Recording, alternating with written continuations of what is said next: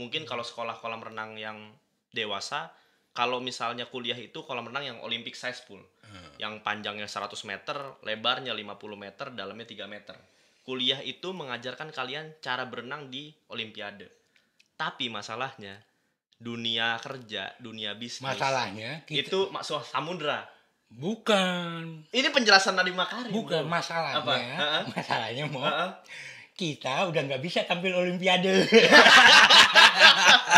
Karena Israel ada. Aduh. Nggak, itu bercandaan. Iya. Lanjut. Ya oke bro, maksud gue tuh gitu. Kalau masalahnya itu kita udah nggak bisa ikut Olimpiade. Karena ada negara Israel. Iya. Nggak, tapi lanjut. Iya, Teorinya Pak Makarim, coba Ya, silakan. itu bahas Israel nanti di video selanjutnya aja. Kepanjangan kalau di sini. Oke. Iya. Jadi Tariawan Nadiem Makarim beliau bilang gitu, intinya sekolah dan kuliah itu seperti kalian belajar berenang di kolam renang.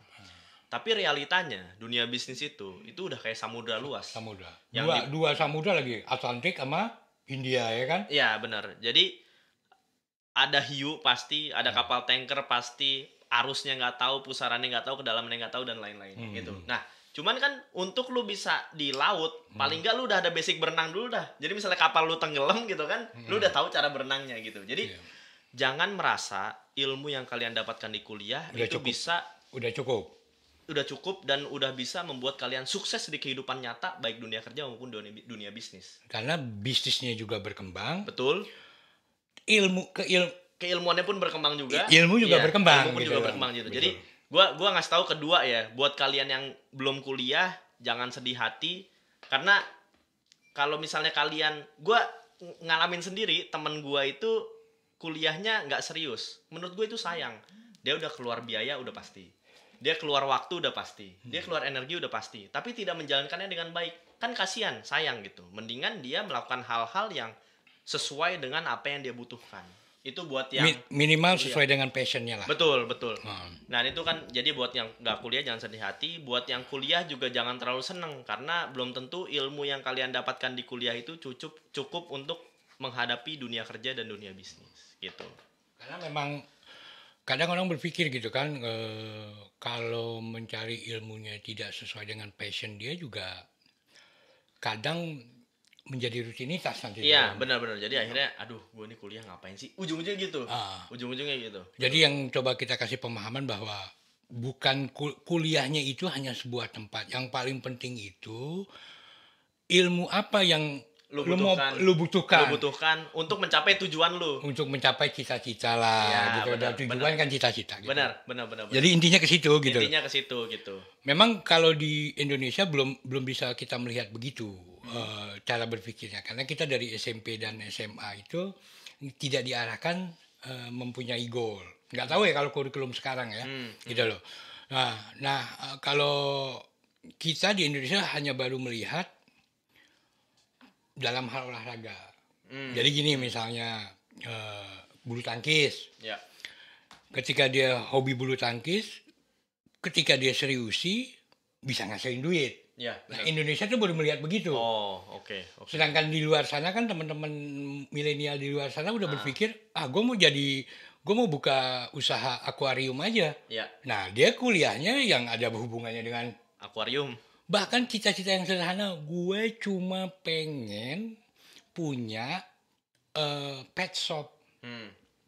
Dan dia pun udah diarahkan dari junior college-nya itu, dia udah ngambil pelajarannya tentang biologi binatang, nah, yang model-model gitu. Betul, perawatannya gimana. Ya. Jadi ada tugas tambahan buat Pak Makarim, jangan cuma ngasih teori saja, coba bedah itu kurikulum. Betul. Pendidikan. Wajib. Iya dong, wajib, gitu betul, loh. Kalau cuma ngasih kata-kata mutiara begitu, Bung Karno udah banyak. Kan gitu loh. Iya. Nah, Bung Karno punya banyak kata-kata mutiara, tapi dia implementasikan sebagai memerdekakan bangsa ini. Iya. Nah, Makarim kalau udah mengeluarkan kata-kata mutiara yang menurut gue bagus itu. Bagus banget. Makanya gue kutip terus. Nah, cuma ketika dia jadi Menteri Pendidikan, kok dia nggak ngapa-ngapain. That's a problem gitu loh. Nggak berani ngadepin di udah ada itu kurikulum merdeka. UN udah dihapusin. Loh, nggak sesederhana itu. Kan tadi gue bilang masalah psikologis itu di Indonesia itu dari SMP sampai SMA itu para studentnya tidak didorong untuk menentukan goal sendiri. Masih diajak, ya coba ketemu guru BP, ya coba ngomong sama orang tuamu. Oh, jadi Nah, habits kedua aja belum ya? belum, Iya, belum. oke, oke, Contohnya gini lah, Nah, Pak Menteri Pendidikan ini kan punya bisnis yang katanya membantu Indonesia menyerap tenaga kerja. iya, Tapi begitu bisnisnya dikatakan penyebab kemacetan karena tidak dididik pegawainya untuk menjemput penumpang atau tidak dibiayai oleh perusahaannya untuk dibuatkan halte khusus perusahaannya dia, itu pun udah diusulin masuk kuping kanan keluar kuping kiri. Oh, kan dia udah nggak di situ. Enggak, itu loh Bill Gates, Steve Jobs, begitu dia sudah jual sahamnya, Iya. masih concern loh. Oh, Masih ya? dengerin konsumennya. Konsumen pertama apa? Dia menyampaikan sebagai mantan. Oh iya. Bahkan Howard Schultz balik lagi ke Iya. Starbucks ya. Itu balik. Iya. Nah, kalau kayak Bill Gates sekarang, dia walaupun sahamnya udah tinggal 10%, bro. Kalau ada keluhan konsumen berkenaan dulu waktu protesnya para konsumen Windows yang menyatakan XP jangan dimatiin dong. Karena Windows XP itu paling oke, paling bandel itu sistem operasi. Dan akhirnya Bill Gates itu turun menjelaskan. Oke. Gitu loh. Ya. Menjadi orang tengah antara perusahaan dan konsumen. Bikin jembatan sinergi Nah, berarti ya. kalau di Indonesia itu kan begitu dapat jabatan menteri yang memang bidangnya malah bukan urusan saya. Ya, that's the problem gitu loh. Dengan argumen-argumen yang tadi keluar, loh, saya kan udah nggak di situ. Matamu. Ya enggak tahu kok tanya saya. Saya kan udah nggak di situ. Ya nggak juga, Bos. Oke. Gitu loh. Oke, lanjut. Ya, lanjut. Jadi tadi fisiknya harus kuat, otaknya juga harus kuat. Sekarang lanjut ngomongin hati. Oke. Ya, jadi hati kita itu harus bersih. Tombol hati ya. Iya. Jadi Ini kok orang bule ngomongin tombol hati gitu, bingung gua. karena emang based on Quran dan hadis. Oke. Sebenarnya. Cuman nih kampretnya nih buku ketika Rasulullah yang ngomong, quote-nya unknown. Giliran orang lain yang ngomong, ditulis siapa yang ngomong. Kan gue apal kan hadis-hadisnya. Nah, gue tahu ini jelas persis tulisan Rasulullah. Tapi ditulis unknown gitu. Nah, sebenarnya gue sih nggak pengen nyalahin yang nulis buku. Gue mau nyalahin orang-orang Islam yang udah dapet ilmu dari Al-Quran dan hadis, tapi nggak bikin buku sebagus ini. Gitu. Ya. Ya, gitu. Ya, itu keren. Otokritiknya keren. Otokritiknya seperti itu. Oke, lanjut. Hati gimana hati? Ya, jadi intinya hati itu kita harus bikin relationship yang bagus, baik ke diri sendiri maupun ke orang lain. Contoh relationshipnya itu apa? Contoh relationshipnya adalah kayak kita kan suka kadang-kadang semacam membuat janji kepada diri sendiri. Besok jam 6 pagi gue mau jogging besok pagi gue mau baca buku. Itu bisa masuk resolusi, bukan? Semacam gitulah. Ya, jadi kita menjanjikan kepada diri kita sendiri pengen ngapain. Untuk mencapai fisik yang lebih baik atau otak yang lebih pinter. Nah, kan karena dimanja sama televisi. Biasanya penonton televisi itu begitu ngelihat iklan sepatu jogging gitu loh. Gue pengen beli nih, besok mau jogging gitu. Kayak gue juga gitu. Gue ngalamin juga. Sampai sekarang sepatunya udah gue beli. Jaga jogging. Iya, wajar lah gitu. Jadi itu kan janji kepada diri sendiri. Jadi dan ketika kita tidak memenuhi janji tersebut, kita jadi ngerasa bersalah sama diri kita sendiri. Gue harusnya jogging tapi gue malah nonton TikTok. Harusnya gue jogging gue malah tidur. Nah, itu harus dibangun janji kita kepada diri sendiri yang realistis dan komitmen. Karena kalau kita ke diri sendiri aja belum bisa komitmen, apalagi ke orang lain. Karena kalau tidak bisa memenuhi resolusi kita itu, kalau akumulatif menumpuk bisa depresi juga. Bener. Jadi ujung-ujungnya bakal jadi menyesal terus. Depresi lah. Jadi awalnya, kenapa gue nggak gini, kenapa gue nggak gitu. Jadi yang dipikirin tuh itunya terus gitu. Nah, itu kan ke diri sendiri dan ke orang lain tentunya. Janji komitmen yang paling sering dah di Indonesia. Ngomong udah OTW padahal baru pengen mandi. Nah, itu kan sering sekali ya kan. Iya, yang udah tanda tangan komitmen siap melaksanakan aja tiba-tiba itu juga menolak. itu juga gitu kan. Jadi intinya agar hati kita bersih, agar hati kita tetap baik, kita harus bisa memenuhi janji-janji yang memang kepada diri sendiri kita berjanji, kepada orang lain pun kita berjanji. Memang Gitu. memang kalau gue kutip Dan ya, itu nggak gampang. memang kalau gue kutip pendapat kemarin, bulan kemarin itu berkenaan dengan gagalnya Piala Dunia itu, ya kalau orang kan plus minus ya. Gue coba mengutip dari kalimatnya Yusuf Kalla ketika ditanya tentang komitmen itu. Memang kenapa gue kutip Yusuf Kalla? Karena Yusuf Kalla juga bagian dari yang perjanjian damai Aceh. Ya, kan? Nah maksud gue kalimatnya cukup keren. Oke. Masalah bangsa ini adalah masalah komitmen. Nah ini kan Oke. sangat berhubungan dengan Sangat berhubungan, ya, betul, sangat berhubungan. karena hati itu ternyata di manage dari bagaimana berkomitmen dengan janji yang dibuat. Dengan janji yang dibuat. Nah dalam bisnis itu akan banyak perjanjian-perjanjian kan. Itu lebih banyak lagi. Ya, jelas. Tanggung ya, jawab ya. lebih jelas itu udah banyak lah. Makanya kan bisnis itu kan selalu ada hak dan kewajiban gitu. Haknya apa, kewajibannya apa. Jadi Ya, mulai ya. dari diri sendiri aja dulu.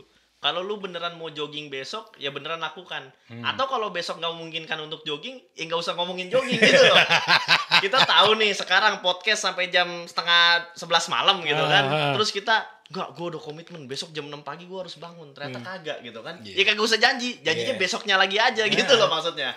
Realistis juga gitu loh. Oh ya jadi poinnya adalah ketika kita diskusi dengan hati. Dengan maksudnya, hati kita. dengan Iya hati, benar, dengan hati kita. adalah Ngobrol dengan hati. Kita juga jangan membuat janji dengan diri kita itu yang utopis ya. Iya, benar. Harus yang realistis Iya, ya. apalagi dengan kondisi yang ideal. Ah. Nanti gue bakal jogging ketika mataharinya bagus, ketika sepatu gue udah sepatu mahal, ketika gak ada distraksi apa-apa. Itu gue jamin gak bakal kejadian, bro. Jangan utopis juga gitu. Iya, betul. Jadi yang realistis aja gitu loh. Jadi ternyata kalau kita lihat dari arahan buku ini, di kepala itu atau di logik itu kita boleh utopis Betul. dalam membuat goal. Ya Betul. kan? Karena kan kita beranjak dari muda kan, belum kita punya apa-apa, segala sesuatu yang kita target ini pasti utopis bro. Betul, pasti. Kayak Start from the bottom. iya kayak lu sekarang taruh belum nikah. belum nikah. Tapi lu punya goal, aku akan punya anak 2. Itu kan utopis. Benar. Tapi itu calonnya aja belum ada. Tapi itu ternyata letaknya di kepala, di logik. Oke. Nah, kalau di hati itu cobalah kita membuat goal atau janji yang realistis. Betul. Itu untuk menjaga kesehatan hati dalam teorinya Stephen Covey ini ya. Betul. Oke, gue baru ketemu. Oke, ternyata Sama itu ya. ini juga kita kadang kan suka bikin janji sama orang, padahal kita tahu ini belum tentu kita lakukan, tapi kita janji dulu deh. Apa contohnya? Lu om gua ya, saudara gua yang lain kan juga banyak. Ya kapan-kapan gua main deh ke rumah lu. Padahal nggak ada niat itu sebenarnya. Itu kan kita sebenarnya menjanjikan kepada orang lain, padahal kita tidak ada niatan untuk janji itu. Asal basa-basi doang. Kalau dalam ilmu komunikasi itu disebut dialektika aja. Dialektika aja. Basa-basi Bener, kultural. basa-basi gitu. kultural. Iya betul. Ini khas Indonesia banget sih emang. Bukan khas Indonesia. Jadi kan kalau orang Jerman katanya nih, dia nggak punya polite, nggak punya basa-basi. Iya, Belanda juga sih. Belanda straight to the point gitu. Iya benar. Nah, di Indonesia itu bagi gue bukan penyakit. Oke. Karena itu Timur dan Barat enggak sih? kenapa? Timur dan Barat enggak sih? Enggak juga. Enggak juga. Karena ada juga kalau orang Indonesia Timur ya, sorry nih bukan rasis. Tapi gue justru Fenomena. Justru gue suka orang Indonesia Timur itu lebih straight to the point. Oh, oke. Ini preferensi aja berarti. Dia ya kalau kita sekali lagi bukan rasis ya. Ya kalau suku bangsa di Indonesia yang banyak basa-basi memang suku Jawa. Ya kan, kalau Indonesia Timur atau Sumatera Utara kadang straight to the point, gitu loh. Yeah. Dan memang Ya itulah keberagaman Indonesia berarti. keberagaman Indonesia, cuma memang menjadi bahayanya itu bukan bahaya, menjadi agak sedikit pemahamannya bergeser ketika pengarang-pengarang prosa Indonesia zaman Orde Baru yang dianggap komunis kan itu bumi hanguskan. Karena dialektika kultural itu akan tumbuh jika suatu bangsa itu punya buku-buku atau pengarang-pengarang prosa yang handal. Oh. Oke. Jadi kayak gini lah. ustadz itu kan sebetulnya juga pengatur kultural dialektika. Hmm. Lu kebayang kan? Coba zaman sekarang. Kalau gue ngomong sama lu bro, Om, besok kita jogging Om. Ya insya Allah. Hmm. Kalau gue tanya jujur, Hmm. insya Allah gue, lu percaya nggak? Padahal gue bawa nama Tuhan loh. Sebenarnya enggak sih. Iya kan? Ya. Nah, itu kan juga pergeseran. Nah, makanya setiap diksi yang kita gunakan dalam berdialektika, kita harus bisa menempatkan mana basa-basi kita bungkusnya, mana yang dari hati yang tadi Dari hati, ini. betul. Komitmen tadi. Komitmen tadi, Komitmen. gitu Iya, loh. oke. Ya memang agak bergeser dikit, tapi itu fenomena yang ada gitu. Dan bukan berarti salah. Ini cuman karena masyarakat Indonesia yang menggunakan kultural itu belum kaya, belum self-endesau bro. Oh, oke. Belum self-endesau, membuka Otaknya. wawasan lagi dialektika yang ada gitu Iya, loh. iya, oke. Oke. Ya, lanjut. Jadi itu tadi ya, komitmen diri sendiri, komitmen kepada orang. Ya intinya kalau kalian belum OTW, ngaku aja belum OTW, masih pengen mandi gitu loh bilangnya. Tapi lu ngomong gitu, lu bakal nyampe jam berapa? Iya. Gitu. ETA-nya jelas lah. ETA-nya jelas gitu. Kayak tadi kan jelas kan gue bilang gue bakal OTW jam 8.30, gue bakal sampai jam 9. Ternyata gue sampai lebih cepet. Ya udah gue bisa beli minum dulu kan gitu kan ya. intinya. Ya gitu. Sekarang udah ada Google Map, lu gampang lu ngecek nyampe situ jam berapa gitu kan. Enggak, gue kesel banget jujur aja sama teman-teman gue yang punya HP, punya Google Map tapi nggak dipakai. Teknologinya ada, handphonenya smart, people-nya dumb. Nah memang itu gini, kalau gue pribadi dari dulu gue mencoba gini. Memang gue dibilang paling rewel. Lu kan juga ngerasain rewelnya gue kan. Lu kalau udah nyampe mana infoin gue. Iya, Gitu kan. Iya, Cuma sebagian teman-teman gue nganggap gue tuh rewel. Padahal maksud gue, dengan gue tahu perkembangan kawan gue, misalnya gue janjian nih, dia udah di posisi mana. Karena gue selalu berkomitmen kalau janjian itu minimal, maksimal banget, itu gue 15 menit sebelum jam pertemuan itu udah nyampe. Udah ada Oke. gitu loh. Bagus sih itu. Itu yang gue jaga banget gitu. Oke. Cuman efeknya ya itu. Jadi gue ke teman-teman gue dianggap paling rewel kalau janjian. Gue rewel banget sih. Tapi maksud gue kan, ya gue justru menjaga jangan sampai gue justru lu menghormati waktu temen lu. Iya, gitu loh. Iya, betul. Oke, kita lanjut ya. Terus layanan yang membuat hati kita jadi lebih baik tuh ngasih layanan, ngasih bantuan ke orang. Itu kita melayani orang, itu kita jadi bikin hati kita jadi seneng. Misalnya ibu kita minta tolong, ambilin air kek, bukain pagar kek, dan lain-lain. Itu kan sebenarnya hal-hal yang tidak membutuhkan waktu yang panjang, tidak membutuhkan pikiran yang banyak gitu kan, tapi kita cukup melayani aja, itu udah membuat hati kita jadi lebih baik gitu. Terus contohnya salah satunya ya ketawa gitu kan. Itu makanya kenapa gua ikut open mic stand up comedy, karena gue seneng bikin orang lain ketawa lewat hal-hal yang gue bahas gitu. Karena ketawa itu menular memang. Karena ketawa itu menular dan membersihkan hati gitu loh. Sama ini juga kalau tadi bro bilang tentang ini memang untuk teman-teman yang posisinya pekerja. Oke. Berkenaan dengan mendidik hati kayak gini. Kayak tadi kan kalau dikasih contoh sama Bro Mova itu tentang hubungan ibu dan anak. Oh iya, betul. Ya kan? Nah, bagaimana kita ketika jadi pekerja, kita coba kaitkan rupiah yang kita dapat di setiap bulannya itu, senyum dan membuat ketawa customer itu juga bagian dari itu. Nah, itu yang banyak juga di luar sana itu yang sok-sokan memahami profesional. Padahal. Tapi begitu dia di jasa pelayanan, ya contohnya sih ASN ya.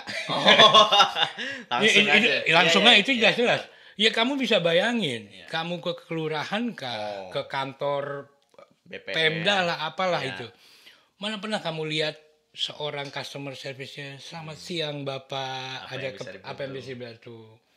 Itu pun kalau cuma ada kasus baru mereka berbuat begitu. Iya, kalau udah viral sih baru saja. Padahal rupiah yang dia terima tiap bulannya, ya senyum dan pelayanan itu bagian dari harganya. Benar. Disitulah wabarakatan fir rizki. Nah, disitulah maksudnya juga yang cara gampang merawat hati menurut Stephen Covey. Ya, gitu betul. Itu cara gampang gitu loh. Betul. Iya, sama terakhir di sini tuh dijelasin learn to love yourself atau belajar untuk mencintai diri sendiri. Gue nemu quote menarik. Jadi gini, gue harus mencintai hal-hal yang di diri gue yang gak bisa gue rubah. Contohnya apa? tinggi badan gua cuma 166, mata gua sipit dan lain-lain. Ya itu emang udah seperti itu, nggak bisa gua rubah. Tapi gua harus benci sesuatu yang bisa gua rubah. Apa contohnya? Perut gendut. Gua jarang jogging. Itu gue benci sama perut gue sendiri. Makanya gue jogging. Jadi gitu. Jadi kita cinta kepada diri kita sendiri yang tidak bisa kita rubah. Tapi kita harus benci sama diri kita sendiri yang bisa kita rubah. Itu. Tapi jangan sampai masuk ke narsis ya. Oh iya, iya. Karena nanti kalau masuk ke narsis nggak ketemu yang tadi win-win solution. Nah, iya benar. Jadi maunya win-win menang terus ya. Win-lose malah jadinya. Ya, gitu. keren juga. Jadi hal begini kenapa ditaruhnya Mas Stephen Covey di hati keren. Karena nyambungnya ke tadi. Betul, betul. Kalau kelebihan overdosis saja mencintai dirinya. Iya. Nanti jadinya narsis, poin yang win-win solutionnya Nggak hilang dapat, jadinya. betul. Gitu. Ya. Keren, Jadi keren, harus, keren. harus equilibrium point lah. Ya, gitu. keren. Ada keren. yang dibenci, ada yang dicintai gitu. Betul, Kan? betul. Karena gue lihat kadang orang kebalik juga banyak om. Gimana dong? Di Instagram lah contohnya, perut gendut gitu kan. Ini gue nggak ngomongin yang mang penyakit, ini gue nggak ngomongin yang Ini kan bukan body shaming lah. Iya, bukan body shaming. Hmm. Intinya ini orang gendut. Karena kemalasan dia tidak ingin jogging, tidak ingin makan makanan sehat. Mereka bilang, oh gue cinta sama diri gue sendiri. Menurut gue enggak.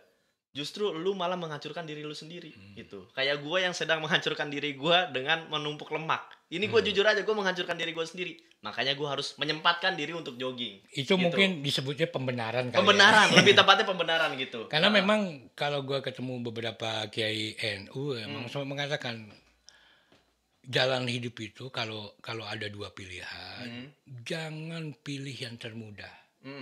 Pilihlah. Pilihnya yang menurut lu tersulit. Oh. Karena begini juga ternyata pembenaran itu kan pekerjaan paling mudah, Bos. Iya, benar. Oh, tinggal baca-baca skenario-nya, teorinya benar, gitu loh. Ya, terus ya kan? ngomong dah. Nah, maka itu anak saya gebukin orang karena itu kenakan remaja biasa. itu pembenaran. Itu pembenaran itu. Cara insan kan lebih baik dia mengaku emang saya salah sebagai orang tua. Betul. Kan gitu loh. Saya ngasih anak saya duit haram ya Nah, kan. saya ngasih makannya salah. Iya, benar. Gitu kan, Iya. dan saya tidak mengontrol, saya serahkan anak saya diasuh oleh uang. Benar. Kan gitu loh. Iya, betul. Saya beliin Rubicon. Iya, harusnya begitu Iya, gitu. betul. Nah, jadi itu yang gue lihat sering banget gue lihat kebalik. Jadi orang gendut yang gak mau olahraga bilang, enggak, gue cinta diri gue sendiri. Sama orang yang matanya sipit kayak gue misalnya, terus dia sering dibully. Nah itu dia benci, aduh kenapa sih mata gue sipit? Itu menurut gue kebalik bro. Lu gendut lu rubah, lu sipit gak usah lu rubah gitu loh. Jangan sampai lu operasi dan lain-lain, ya udah gitu. Iya. Cinta sama benci terhadap diri sendiri menurut gue harus balance lah, harus equilibrium point. Ya sama kayak gini, kalau cowok Indonesia itu cowok Asia lah. Oke. Ya kan nggak putih bro. Oh iya benar, cowok matang. Iya. Masa sekarang yang ngetop di Indonesia cowok-cowok yang putih. Iya. Yang joget-joget tuh. Benar. Yang import dari Korea. Iya, yang sebenarnya industri dan bukan seni sih kalau menurut gua. Iya, dan nggak penting juga gitu cowok jadi putih gitu loh. Iya. Ya itu salah satu contohnya lah. Iya. Warna kulit ya itu salah satu contohnya gitu. Jadi jangan kebalik guys. Jangan kebalik. Jangan kebalik gitu. Makanya tadi kan kita bilang di awal dulu itu bahwa ini bagaimana kita melihat potensi diri kita. Nah, kayak yang tadi dibilang Mova matanya sipit.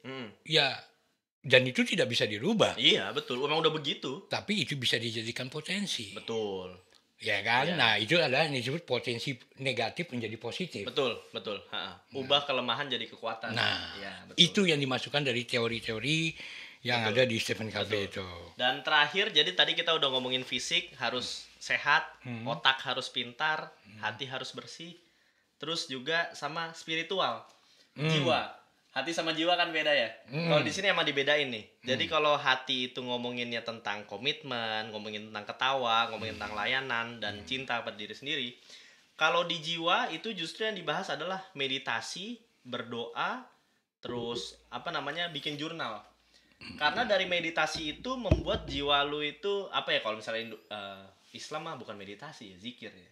Karena dari zikir itu lu bisa jadi berpikirnya lebih jernih. Gue udah ngerasain itu. Padahal sebenarnya ke jiwa tapi ngaruhnya ke hati, pikiran dan fisik. Ya gue sih bukan ahli agama ya, tapi poinnya gini. Ketika kita mempelajari poin 1 sampai 6 itu, kenapa ditutup di Serpent the Show itu ada spiritual adalah Ya, tadi di beberapa poin yang dulu kita dari bergantung sama orang Betul. jadi bisa orang menggantungkan dengan kita. Betul. Nah, ya kan gitu loh. Terus kita harus punya goal yang ada secara logik Betul. dan harus punya kejujuran adanya di hati. Mm. Nah, semua itu adalah bagian rangkaian orang berspiritual juga seperti itu. Betul. Betul. Makanya ditutup dengan spiritual. Karena kalau zaman dulu adalah di situ kan disebut salah satunya adalah Bikin jurnal. bikin jurnal. Ah. Nah, di era dulu ya memang orang banyak punya diari. Iya, diari. Betul. Tapi ketika lulusan ahli psikolog itu banyak, di era selanjutnya muncullah psikiater-psikiater yang buka praktek. Ya sebetulnya kalau teman-teman yang pernah ketemu dengan ngambil bukan apa ya bayar psikiatri untuk bicara untuk ngobrol, sebetulnya itu ngomongin jurnal hidup kan, lu ngapain aja hari ini Benar, gitu loh. benar. Cuma metodenya aja berubah Iya. gitu loh. Dengan batasan ilmu juga. Batasan tentunya kan. ilmu juga. Betul. Nah, kalau dalam hal spiritual juga begitu. Ketika teman-teman melakukan hal spiritual di umur SMP dan SMA, itu tentunya harus berbeda atau naik, grow, bertumbuh ketika mencapai usia kuliahkah atau dalam saat kerja. Betul. Nah, yang terjadi sekarang adalah banyak orang memahaminya adalah ketika usia 40 saja. Oh, baru baru mencoba spiritualisme. Oh, oke. Dengan pembenarannya adalah Nabi aja 40 tahun. Nah, Iya. disitulah jadi titik kaum radikal atau ideologi radikal itu bisa masuk ke Islam modern yang ada di kota. Begitu dia merasa ketika bekerja tanpa spiritual, seperti yang disampaikan Stephen Covey. Ini orang bule loh. Orang bule itu menyampaikan dalam melakukan aktivitas itu, kalau sudah mempelajari 7 habit ini, harus dibungkus dengan spiritual. Ya, betul. Nah, bro bisa bayangin, muslim kota yang katanya modern, ketika dia mulai bekerja, dia tidak melakukan juga dari perspektif spiritual, ketika dia udah settle, ketika dia sudah anak-anaknya sudah besar, sudah SD atau SMP, dan dia udah usia 40, baru mencoba spiritual. Nah, begitu perjalanannya hanya di ujung mencoba menyala spiritual, mulai masuk paham radikalisme. Seperti yang pertama itu adalah harus hijrah, gitu kan? Ya percuma kan? Kalau hijrah itu, kalau sebelum hijrah dia mengakui dosa-dosanya, tapi begitu dia hijrah, yang mereka lakukan adalah menghakimi dosa-dosa orang lain. Betul. Padahal ya itu menurut gue, kalau pandangan gue ya itulah kenapa Islam modern atau Islam kota besar yang mudah dimasuki oleh Islam radikal. Kalau bro tinggal di desa, khususnya di Indonesia ya, itu perjalanan hidup lu, baik yang di kampung yang Nasrani Katolik kayak di Indonesia Timur, baik yang Islam yang di Jawa seperti di Jawa Timur, kalau lu ngobrol sama pelaku bisnis yang ada di daerah tersebut, even yang dari Katolik, dia pun memakai konsep spiritualnya tentang yang tadi, tentang win-win solution segala macam, gitu loh. Nah, hal kayak gitu, ya walaupun gue bukan ahli agama, tapi itu fenomena yang terjadi, bos. Ya, betul. Dan gue cukup senang, kenapa? Orang bule bikin 7 kelakuan yang harus dilakukan untuk menjadi manusia yang efektif, ternyata dibungkus dengan spiritual. Betul. Dan itu dibebaskan spiritual lo apa? Ya. Wong ateis juga spiritual sebenarnya. Kan gitu loh. Iya, benar. Dia tidak mengakui sesuatu yang ada, berarti kan dia mengakui. Iya. Oke, jadi mungkin udah sekali ya. Udah oke. Poin ke-7 udah konkret. Mungkin Bro Mova coba kasih satu narasi yang lebih fokus ke poin ke-7 untuk teman-teman. Oh, oke. Iya. Jadi intinya guys, jadi sebenarnya dari habits pertama sampai ke-6 itu kan kalian semacam harus do something, harus mengerjakan sesuatu. Kalau gue analogikan, kalian ini sedang memotong pohon pakai gergaji. Nah, gergajinya harus ditajemin. Gimana cara tajeminnya? Kuatin fisik lu, kuatin hati lu, kuatin otak lu, sama kuatin jiwa lu. Itu menajamkannya itu 4 itu. Fisik, hati, jiwa, sama otak. Betul. Gitu. Itu sih ini. Oke, dan gue cuma nambahin bahwa cita-cita yang utopis letaknya di logik, Ya. di kepala. Komitmen dan kejujuran dan keteguhan dalam menjalankan bisnis adanya di hati. Ya, betul. Semua itu dalam berjalannya waktu harus dibungkus dengan jiwa yang penuh spiritual. Betul. Bebas spiritualnya apapun itu. Ya. Mau yoga, mau Islam, mau Katolik, mau Hindu, Buddha, monggo. Ya. Tapi usahakan ketika lagi merintis cita-cita, bungkus dengan spiritual. Betul. Dan untuk mencapai cita-cita tersebut harus dipikirin cara yang efektif dan efisien menggunakan otak. Gitu. Oke, dan ini episode terakhir untuk Seven Habits. Betul. Kalau teman-teman mau ulas dari poin 1 sampai ke 7-nya, bisa masuk ke channelnya Teman Baik TV. Di situ udah kita grouping, tinggal dipilih aja penjelasan kita yang mana. Dan next ke depan, karena udah mau tahun politik, gua sebagai kolonial, ya, tapi bukan company, kolonial, pengen ngajak ngobrol banyak milenial seperti Mova ini. Ya, kita akan bukan masalah politik kekuasaan, tapi kita ngebahas cara berpolitik nggak sih? Enggak juga. Cara berpolitik itu banyak teori yang bisa diambil, tapi poinnya adalah bagaimana sih berkomitmen tentang sistem politik dan cara berpolitik yang dipakai di Indonesia. Atau peran anak muda dalam politik? Bisa juga. Bisa juga ya. Karena memang dengan apa sih istilahnya, gue lupa lagi tuh. Apa Gen Z? Bukan bonus demografi.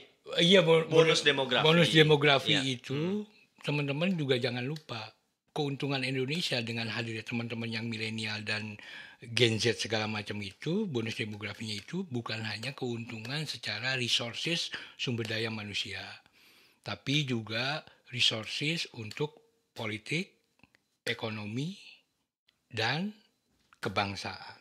Nah, itu. Ya. Jadi untuk video ini kita kira sampai di sini.